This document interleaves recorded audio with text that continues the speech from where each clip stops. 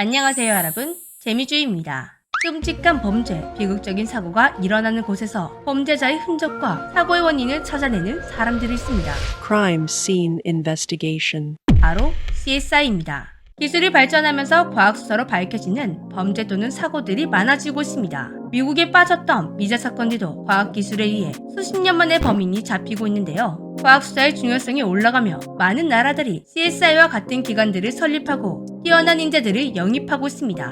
그런데 어느 날 전 세계 CSI들이 동시에 한 현장으로 출동하게 되는 일이 벌어졌는데요. 전 세계 인력을 모두 동원해야 할 정도로 엄청난 일이 벌어졌습니다. 이 현장에서 FBI가 한국 CSI를 제외한 모든 나라의 CSI에게 이렇게 말했습니다. 당장 한국 CSI를 따라하시오. 왜 이런 황당한 말이 나왔던 걸까요? 그건 한국 CSI가 다른 나라 CSI들이 1시간 동안 하던 일을 단 3초 만에 해결해버렸기 때문이었습니다. 전 세계가 배우고 싶어 했던 한국의 3초, 과연 무엇일까요?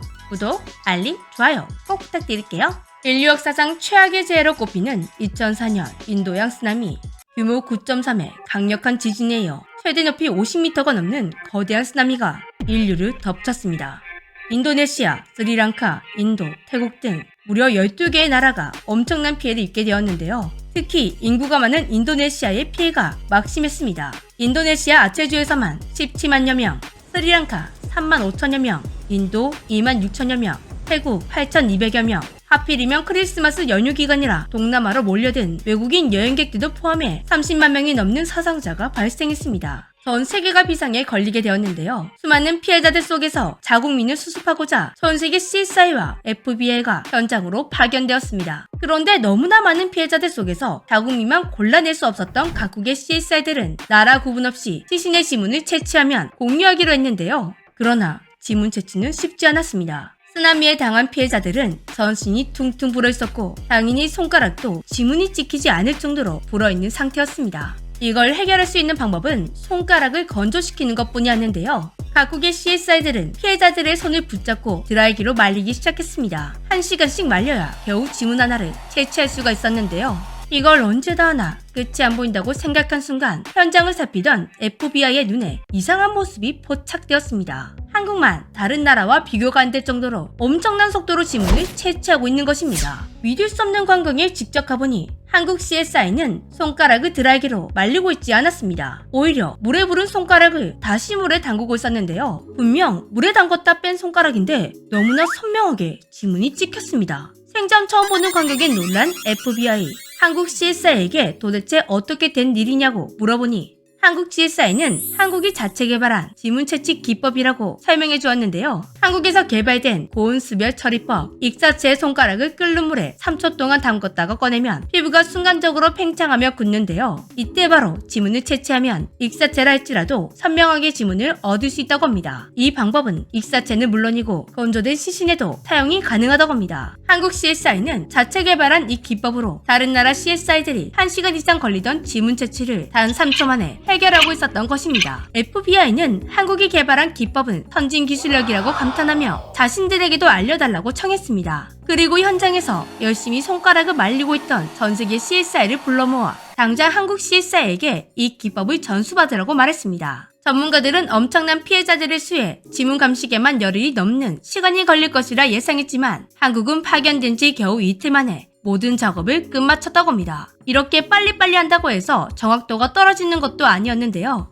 한국인 CSI는 한국인 피해자 18명의 신원을 모두 파악하여 고국으로 돌아올 수 있게 도와주었습니다. 이렇게 일을 하러 갔을 뿐인데 어쩌다 보니 한국의 우수한 지문 채취 기술을 세계적으로 인정하고 홍보하게 되었다고 하는데요. 이후에도 한국의 지문 채취 기술은 여러 나라에서 활약상을 보였다고 합니다. 2008년 부산 선정 화물선 제우스호가 중국 광동성 해상에서 난파로 침몰되었을 때 현장으로 파견된 한국 CSI는 곧바로 12구의 시신 중 한국인 3명의 신원을 파악해냈습니다. 그리고 인도양 쓰나미 사건 이후 한국의 지문 채취 기술을 개발도상국에 수출하게 되었는데요. 이때 지문을 채취하러 갔다가 범인까지 잡아준 레전드 사례도 만들었습니다. 2013년 과테말라의 과학수사 기법 기법을 교육하러 파견되었던 한국과학수사대는 현지 수사대로부터 한 가지 부탁을 받게 되었는데요. 살인 현장에서 깨진 유리 조각에 남아있는 지문을 발견했는데 도무지 제대로 채취되지 않아 도와달라는 것이었습니다. 과테말라 수사관들도 노력을 안 한 것은 아니었습니다. 기존에 사용되고 있던 하얀 분말을 이용한 지문 채취법과 본드를 활용한 기체 채취법까지 총동원해봤지만 아무리 용을 써도 지문이 드러나지 않았다고 하는데요.